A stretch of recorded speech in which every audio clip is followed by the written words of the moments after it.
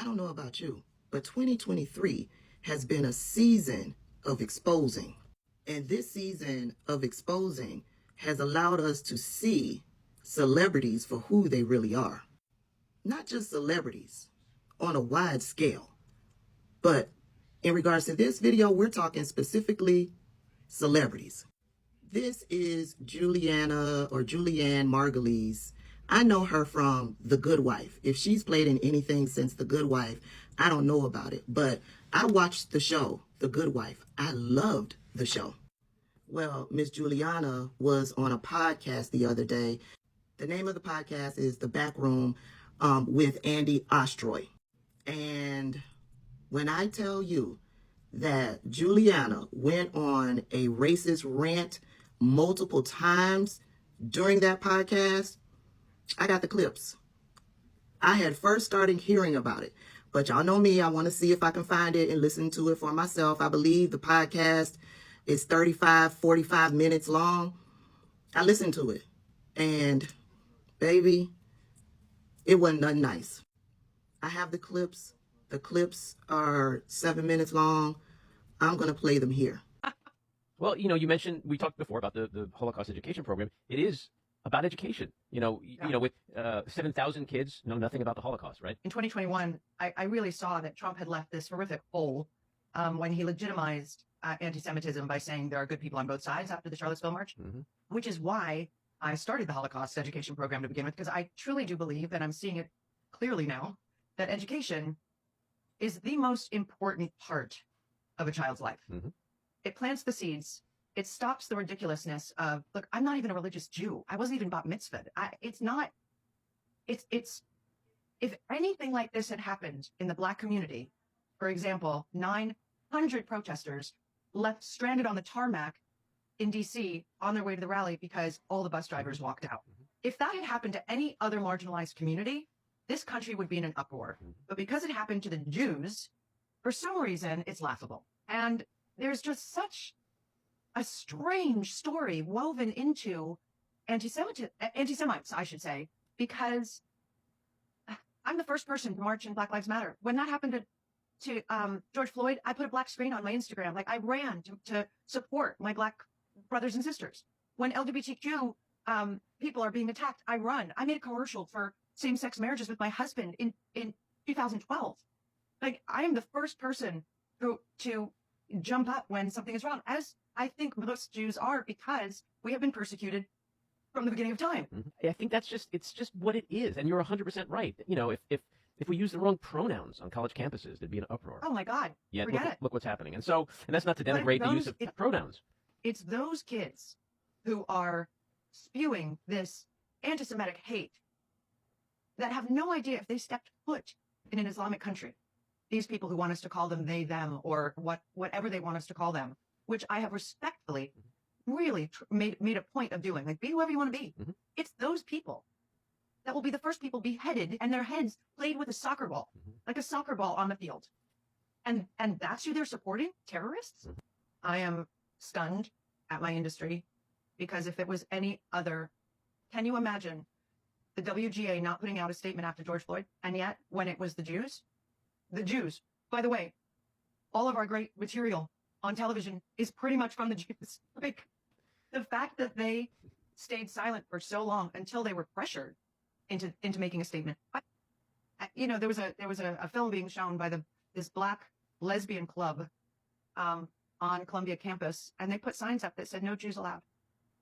And as someone who plays a lesbian journalist on the morning show, I'm more offended by it as a lesbian than I am as a Jew, to be honest with you, because I want to say to them, you fucking idiots. You don't exist. Like, you're even lower than the Jews. A, you're Black, and B, you're gay. And you're turning your back against the people who support you? Because Jews, they rally around everybody. Right. Did you see U.S. and the Holocaust, the Ken Burns documentary? Everyone should watch it. It should be mandatory watching, especially for the Black community, if I may. Because got his entire playbook from the Jim Crow South. The Nazis were watching how the Jim Crow South were treating slaves and said, oh, great call. Let's do that playbook. That's what we'll do to the Jews. which is also why in the civil rights movement, the Jews were the ones that walked side by side with the blacks to fight for their rights because they know. And now the black community isn't embracing us and saying we stand with you the way you stood with us. Jews died for their cause.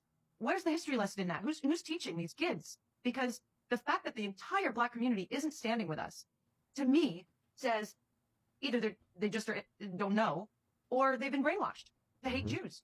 But when you've been marginalized so much as a community, the way I feel we have, isn't that when you step up? So well, I think I think you're right. I think the brainwashing is that there's this narrative that's been created that Jews are the oppressor, Jews are genocidal. When have we ever oppressed? Ever? You can use the argument for Israel. The UN. I mean, here's what kills me, is that these kids are calling Jews colonialists. If you're going to go with that argument, kids, then get the fuck out of America. Right. Because you were not here first. Right. Native Americans were here, and you owe them a big fucking apology and move the fuck out. Yeah, we're the biggest occupier of all. And to your early point, the Jews in Israel are indigenous people. Like, but you see, that's a history lesson. What do you think about that? I think when people show you who they are, believe them. I can understand her passion for her people and for the attack that took place on October 7th and her feeling a sort of way about it. I get it, and I can respect that. But the racism and pulling black people into this is problematic for me. Has Jewish people walked alongside black people during the civil rights era? Absolutely.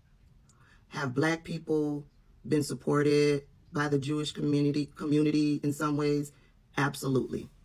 Will black people support you because of that when they feel that you are committing genocide and oppressing another marginalized group? Absolutely not. Because you supported black people does not mean that black people will in turn support you when you're doing wrong. And you can feel a way about it. It's not going to change a thing. And it's not going to move black people to support you when you are committing genocide and oppressing another marginalized group. It will never happen. And most times when you are impassioned, when you are emotional, we get to see who you really are and how you really handle situations. And Miss Julianna Margulies, you have shown the black community who you really are. Furthermore, Julianna, there is no way that you can be insulted as a lesbian when you are not a lesbian.